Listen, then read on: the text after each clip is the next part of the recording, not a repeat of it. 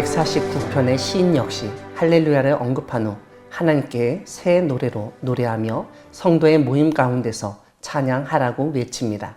여기서 시인이 언급한 새 노래로 노래하라고 하는 명령은 사실 96편 1절에서 처음 나옵니다. 거기서는 하나님의 왕권, 하나님의 통치권에 대해서 노래하는 것과 연관해서 사용됐습니다. 흔히 새 노래라고 하면 이전과는 다른 노래, 완전히 새로운 노래를 생각하게 됩니다. 이런 의미에서 시인이 명령한 새 노래로 노래하는 것은 이전과는 달리 새롭게 하나님을 고백하며 찬양하라는 것으로 이해할 수 있습니다. 이와 함께 우리가 1절에서 주목할 점이 있는데 다름 아니라 성도의 모임 가운데서 찬양하라는 말씀입니다. 여기서 언급된 성도는 하나님을 경외하는 사람들이라는 점이 전제되어 있습니다. 하나님을 찬양하는 것은 나 혼자 골방에서 아무도 모르게 할 수도 있지만 오늘 시인은 그런 독백적인 찬양보다 성도의 모임, 즉 신앙의 공동체 안에서 함께 찬양하는 것이 중요하다는 점을 일깨우고 있습니다. 사실 우리가 어떤 사람들과 교제하느냐에 따라서 우리의 신앙이 달라질 수 있습니다. 그런데 오늘 본문에서 언급된 성도라고 할 때는 자신의 일에 책임을 지고 오직 하나님만 경외하는 사람이라는 사실을 깨닫게 됩니다. 그런 사람들 사이에서 하나님을 찬양하는 것이 자신의 신앙에도 큰 도움이 되고 발전하는 원동력이 될 수 있습니다. 은혜를 사모하며 경건히 살려고 하는 사람들과 함께 하나님을 찬양하는 우리 모두가 되기를 소망합니다. 2절에서 시인은 이스라엘로 하여금 자기를 지으신 이로 말미암아 즐거워하며 시온의 주민은 그들의 왕으로 말미암아 즐거워하라고 노래합니다. 이것은 창조주 하나님을 찬양하고 이 세상을 다스리시는 왕의 왕이신 하나님을 섬겨야 함을 강조한 것으로 이해할 수 있습니다. 3절에서는 단순히 입으로만 찬양하는 것이 아니라 춤을 추며 찬양하라고 하는데 이것은 몸을 움직여서 몸을 사용해서 찬양해야 한다는 점을 강조하였다고 할 수 있습니다. 그뿐만 아니라 소고와 수금으로 찬양하라고 말하는데 이것은 악기를 이용해서 하나님을 찬양하라는 것입니다. 이렇게 하나님을 찬양하라고 외친 시인은 하나님이 자기의 백성을 기뻐하시며 겸손한 자를 구원으로 아름답게 하시기 때문이라고 하나님을 찬양할 이유를 제시합니다. 여기서 언급된 겸손한 자는 147편 6절에서도 언급된 단어인데 겸손한 자로 번역된 히브리어 단어는 가난한, 고통받는, 비천한 자를 의미합니다.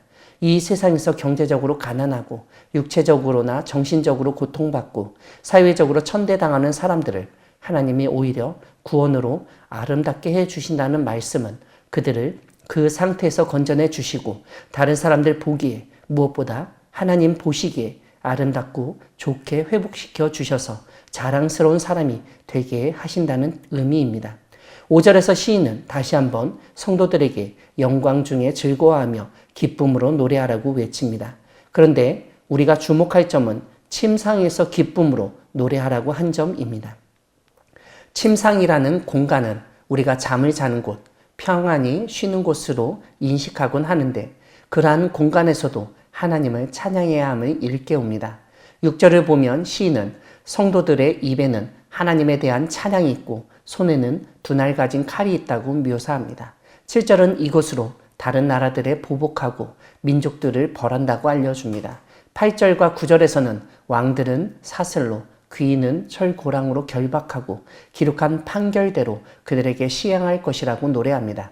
이런 시인의 언급은 하나님을 찬양하는 것이 손에 두날 가진 칼과 같은 것이고 그것으로 이 세상 나라들에게 복수하고 민족들을 벌할 수 있다고 알려줍니다. 여기서 우리가 생각할 것은 우리 손으로 직접 원수를 갚는 것이 아니라 하나님을 찬양하는 것이 그러한 원수 갚는 일이 될 수 있다는 점입니다. 다시 말씀드리면 우리가 하나님을 찬양하면 오히려 하나님이 우리를 대신해서 싸우시고 심판하신다는 점을 시인은 알려주고 있습니다. 무엇보다 오늘 본문 뒷부분의 분위기는 하나님을 찬양하는 무리, 성도들이 하나님의 심판에 참여한다는 의미도 담고 있습니다. 이러한 하나님의 심판에 참여하는 것이 성도에게 있어서 영광이라는 점도 시인은 지적하며 오늘 시편 149편을 마칩니다. 사랑하는 광야교회 성도 여러분, 하나님은 새 노래로 찬양받으시기에 합당하신 분이십니다. 앞에서도 말씀드렸지만 새 노래라고 하는 것은 이전과 다른 노래, 하나님에 대한 새로운 고백을 담은 노래를 의미합니다. 우리의 삶이 날마다 새롭기 때문에 우리는 하나님에 대한 새로운 노래를 부를 수 있고 또한 새 노래로 하나님을 찬양해야 합니다. 날마다 새 노래로 하나님을 찬양하는 우리 모두가 되기를 소망합니다. 오늘 시편 149편의 시인은 새 노래의 내용으로 창조주 하나님과 세상을 다스리시는 왕이신 하나님, 그리고 구원하시는 하나님을 제시하고 있습니다. 다시 말씀드리면 오늘 시인은 창조와 통치, 구원을 행하시는 살아 역사하시는 하나님을 알려주며 그 하나님을 찬양해야 한다는 사실을 깨닫게 합니다. 마지막 때가 가까운 시점에서 우리를 부르시고 우리의 찬양을 기뻐하시며 우리로 하여금 하나님의 사역을 감당하도록 인도하시는 하나님께 감사 찬양하는 우리 모두가 되기를 소망합니다.